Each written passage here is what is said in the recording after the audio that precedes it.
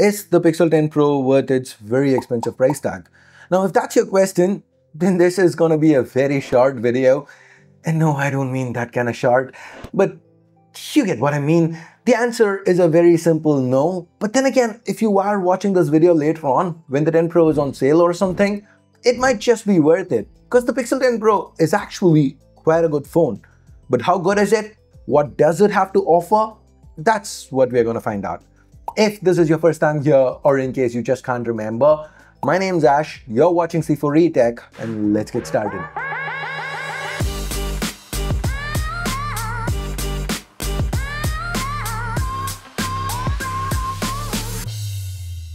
Now before we start, a little disclaimer, I just had a procedure done for my eyes, so my eyes are kind of swollen, so please bear with me. With that said, getting to the Google Pixel 10 Pro, with this phone, Google seems to have taken a very if it ain't broke approach, especially with regards to the build. Because it looks very similar to its predecessor. We get Gorilla Glass Victus 2 to the front and back.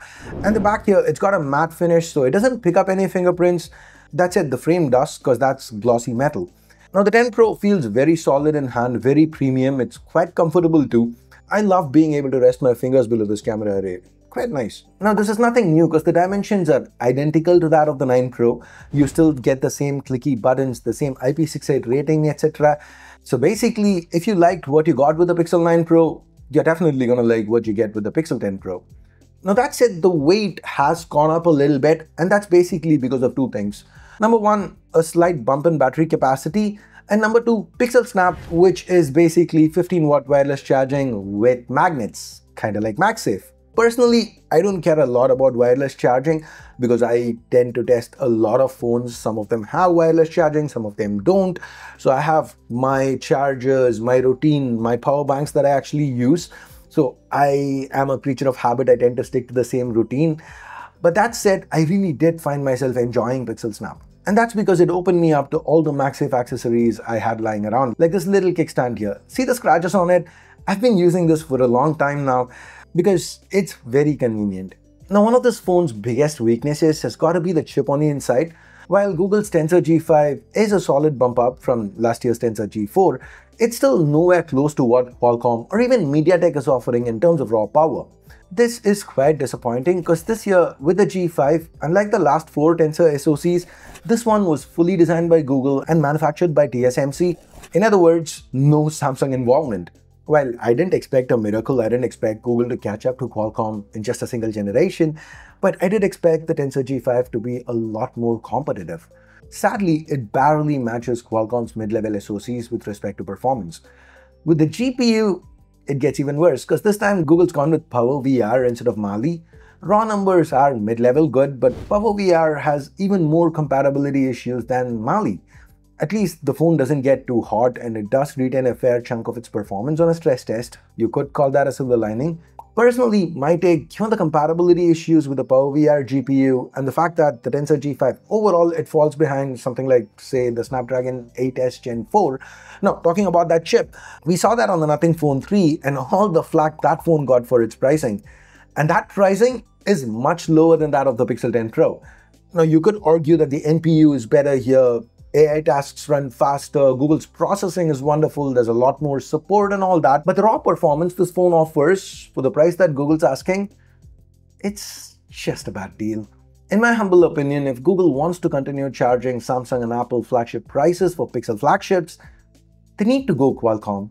If they want to continue down the Tensor route, competition is awesome and all that, but if they want to continue putting in a chip like this, I think the prices need to come down a lot. Now don't get me wrong, like most mid-range SoCs today, the Tensor G5 should be able to run a lot of games just fine. And with regular day-to-day use, it's almost flawless. The interface is super smooth and responsive. Love the haptics on this one too. And the battery life, I feel the 3nm chip coupled with the slight bump up in battery capacity actually makes for a solid improvement.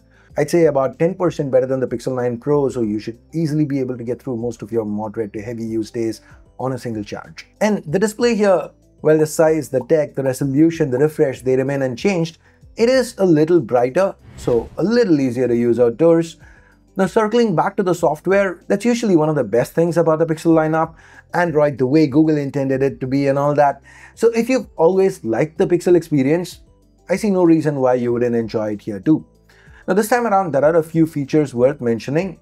There's Magic Cube, which uses AI to make connections between the information you have on your apps, like offering you your flight info when someone texts you about it. It seems to be a work in progress as of now.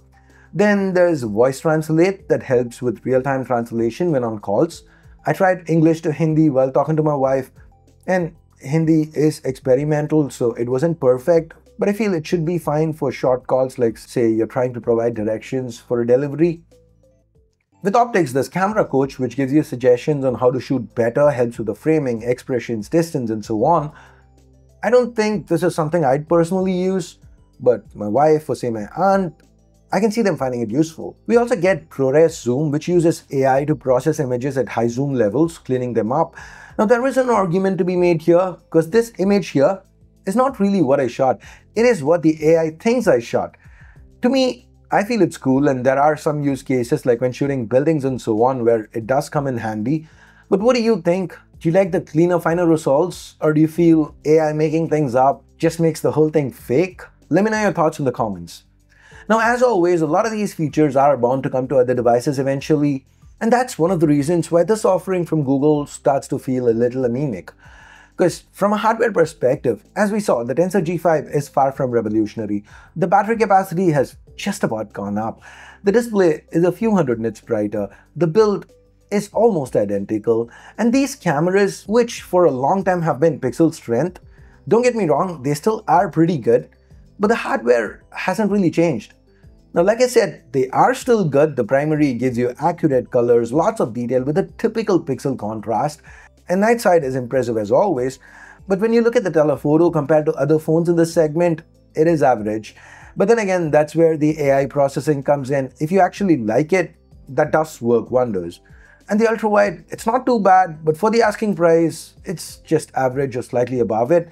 And the selfie camera, again, good, but about a decade back, Pixel selfies would stand out, best in class. Now this one is again about average. Now Google's typically blended just about enough hardware with excellent software to make for an offering that's overall very good. And they've kinda done that here too, but with each passing year, the hardware starts to feel closer and closer to mid-ranges from other brands instead of flagships, while pricing keeps to be heading the other direction. So my conclusion here is that the Pixel 10 Pro is a very good phone, but it's most definitely one that you shouldn't consider buying at full MSRP. Wait for a sale, wait for the price to drop by over 30% at least if you want to pick this up. That's my take. What do you think about the Pixel 10 Pro? Do you agree with my conclusion? Let me know in the comments below. Thanks for watching. Ash out.